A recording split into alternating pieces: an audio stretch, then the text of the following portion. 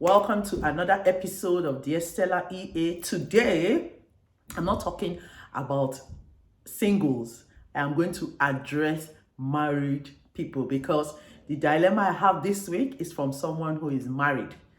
And I'm going to get into the nitty-gritty. I'm going to tell you what the golden weapon is, and I'm going to tell you a few truths that I have tried myself. But before we get into it, cheers, guys. Have a drink with me. So, thank you so much to Chika Oni for being the first person to leave comment on my previous video. I'm so grateful, darling. God bless you. Guys, if you're watching, thank you for watching. Thank you to my new subscribers. Welcome on board. So today, I'm going to be opening up, telling you very, very serious truths. Now, somebody says, I'm going to read it. My husband does not help around the house. And I just had a baby 2 months ago. Now he wants sex. I tell him I'm tired and I have a headache. How long should I hold out? So now this is a wife who is angry at her husband. And she's asking me, should I continue to withhold sex from my husband? Guys, if you have been married long enough, you know that every woman, I think, except the woman is not from this earth, has withheld sex at some point in her marriage. I've been married 21 years. I'm not going to lie and say I haven't done it. Guys, you know this marriage of a school, nobody tells you how it plays out. You just learn as you go along, and there's no graduation. But that's why I started this channel, to help people who are married. There are things I have learned along the way that I want to share. So to this wife who is saying this, so you are angry at your husband because he's not supportive, he's not helpful around the house with the house chores, he's not helping you with your newborn, and it's too much for you. You feel underappreciated, you don't feel valued, you feel overwhelmed, and this is not what you signed up for as far as you're concerned. Therefore, the only weapon you think you have, the only weapon we think we have sometimes as wives, is withholding sex. Because the men, you know, once they want sex, they want it now, and that's it.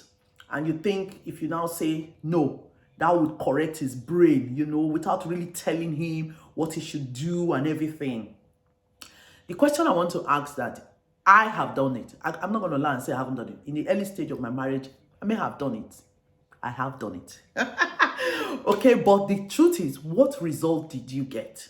What result are you getting? You know, as well as I do, that it is counterproductive, because your aim is to get your husband to help you. Let us keep that in focus. Your aim is to get your husband to help you with the baby, with the chores, with how, you know, with everything. You should be partners, you know. He should, just because he goes to work and maybe you are on maternity leave, doesn't mean that you have to do everything. It's too much. Breastfeeding a child, you know, doing the laundry, you know, cooking, cleaning. It's too much for one person, especially if you live abroad and you don't have any help. It's hard. It's really, really tough. You will get to your breaking point before you say hello. And even when you have a house help, it's still hard, I'm telling you. So, but what I'm going to tell you now is, withholding sex is not the answer. Straight up, I can tell you that. And do you know that I found out a truth years down the line in my marriage, and I want to share this truth with you. On this channel, it is frank talk, it's candid talk. I say it how it is. I found out that, do you know that even when you are extremely tired, when you think that, oh my God, I can't move myself, and you have sex, you don't get more tired. It's the opposite. You become energized. I found it and I was like, whoa. When I eventually say, okay, let me just concede, let me just agree to make my husband happy, you find out that you are, at the end of it, you are even more energized. You are stronger. So at the end of the day, saying you are tired or feigning a headache doesn't help. Both of you enjoy it when you do. You are not only denying him, you're denying yourself as well. Of course, when you're overwhelmed, it's a problem. But there are other things I want to tell you. There are things that you can do that doesn't even involve withholding sex. The reason you can't even withhold sex is biblically you can't. 1 Corinthians chapter 7 verse 4 to 5 states it very clearly that your body, as wives, our bodies do not belong to us. It belongs as well. It doesn't belong to you alone. It belongs to your husband. Vice versa. The husband too has no right to withhold sex from the wife because his body does not belong to him alone. That's what the Bible says. That it also belongs to the wife. That it is only by mutual consent that you cannot withhold yourselves from each other. Those are the truths.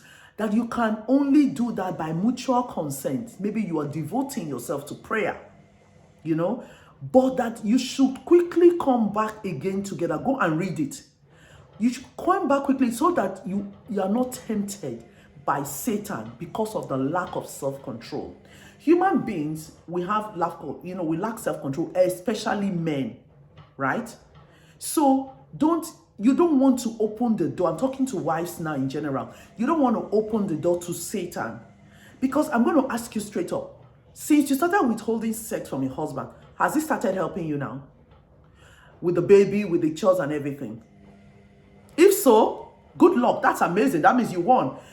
If he has become, on the other hand, if he has become angrier at you, if he has become maybe withdrawn, if he now calls you names, and starts, even becoming meaner to you, I'm telling you point blank, withdraw. Don't use sex as a weapon against your husband. Don't. From one wife to another. First of all, you are breaking God's code, just like he is doing. I know you are thinking to yourself, oh, on the day he married me, and when you were at the altar, he promised, he vowed, he said, I will cherish you, I will put you above all else, I will support you, I will do all of those wonderful things. And he's breaking his vows as well. But I'm here to tell you that two wrongs do not make it right. Right? What you want in your home is peace. You don't want war, right? But I'm going to tell you what you can do. You have a golden weapon you can use against your husband to turn his heart. God. In the Bible, it tells you in Proverbs that the heart of kings belong to God. He can turn it. It's like a river, and he can turn it whichever way it will flow. Your husband is your head, just like Christ is the head of the church, right? So I'm going to tell you point blank, go on your knees and pray. Tell God everything. I did it. And I'm not telling you a formula that is not tried and tested. Your husband has hurt you. Your husband has annoyed you. Your husband has irritated you. You want a change. You want a positive response. Don't nag him. Nagging does not produce good fruits. Forget that thing. Don't insult him. It is foolish to insult him. Guess what? The Bible also tells you that a man shall leave his father and his mother, and he shall cleave to his wife. The two shall become one flesh. So what happens when you call your husband useless, stupid, idiot? What a useless man. You are cursing yourself because you are one flesh before God. It's a spirit. Marriage is a bond. It's a spiritual thing. So when you curse your husband, you are actually cursing yourself. So be wise. Don't be The golden weapon you have is prayer. Pray. Be honest with God. Open your heart. There's this song that my friend Fumi told me when it was my bridal shower. She told me, she said, sing this song when you are troubled. He says, what a friend we have in Jesus. If you don't know it, go and sing it. What a friend we have in Jesus. All our griefs and peace of fear. Go. What a privilege to carry everything to God in prayer. What a friend we have in Jesus.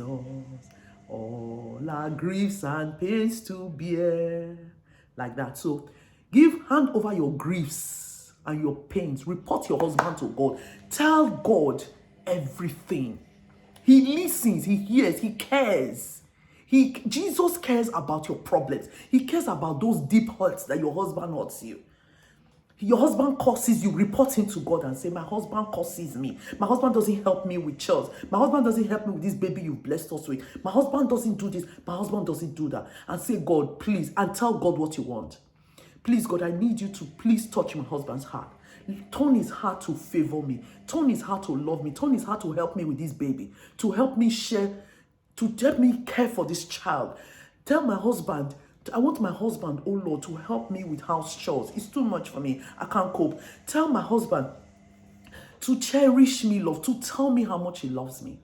It's not a joke, guys. When I pray for my husband. I tell him, my husband will come back and be apologizing to me. It doesn't even take time.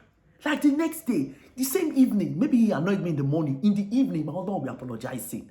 In my heart, I'll be laughing. I'm telling you, try it. God is interested in your marriage. He's interested in your happiness. God is interested in your peace. He's interested in you living a fulfilled life as a wife. Use the word. It's a golden weapon. Use it. You know, on is it Britain's Got Talent or something, or X Factor, they have the golden buzzer. This is your golden buzzer. Use it, women, wives, use it. The second golden buzzer is sex. Now, instead of withholding sex from your husband, use it to get what you want from him. Guys, women, you know those men who cheat with girlfriends. You know what the girlfriend does now? The girlfriend knows that the man is not going to marry her. What does she do? She uses sex as a weapon positively to get what she wants from your husband, from the men who are married. Why are you not doing the same? Wives, be wise. Wake up. Wake up. Wake up. I'm here to tell you the truth. Buy sexy negligee. If you don't have it, go and buy. It's online. It's cheap. Call it sexy. You know those ones that have openings at the bottom and openings even on around here? Yes, buy it. Wear it. Have a bath. Use perfume, nice perfume. It doesn't have to be expensive. Just look for perfume that smells good. It doesn't have to be expensive. Buy it. Use it. If you have to get your, I don't know, your mother, someone to babysit your baby for you for one evening, just to give you free time, dim the lights, buy candles, vanilla smelling candle, lavender smelling candle, put it on in your home. Even though what you really want to do is punch your husband in the face until he does what you want. Forget that thing. That one doesn't work. I'm telling you the things that will work. Put on this light. Create a nice atmosphere. This man comes from work. Your husband comes from work. His food is on the table. Buy ice cream. Buy rum or whatever. Any drink you guys like. Get to work, girl. You want something from him. Give him something, right? Make it more interesting, more exciting for me. Let him come home to a different you. Now you wear sexy negligee, wear 3 inches. You wear flats at home. No. For this occasion, wear shoes, wear nice heels. It can be, I don't even know. Just wear nice heels. And then do some sexy poses for your husband. First of all, when he enters, he will look at you and say, what are you doing? What's going on? And you just be giving him that sexy smile. Sexy smile. Just be posing. You know, lift up your negligee, put it down. And just do that. You know, just do some sexy moves. And then when eventually, and then you do flash it for him. You don't know how to flash. Check YouTube. YouTube has all these challenges that women are always doing. Flashing for my husband. Flash for your husband. Flash it. Especially when you are breastfeeding, your boobs are heavy, juicy. Flash it for him and put it back. Get him so hot, that he will forget he has not eaten. He will follow you. And you don't have to do it in the bedroom. You can do it anywhere else, in the kitchen, in the living room, on the couch. And then make sure you are on top. Ride him, girl. Wife, I am teaching you tips that these girls are using to capture married men. Ride him on top. When you ride him on top, give it to him real good. When the going is good, whisper in his ears all the things you want him to do.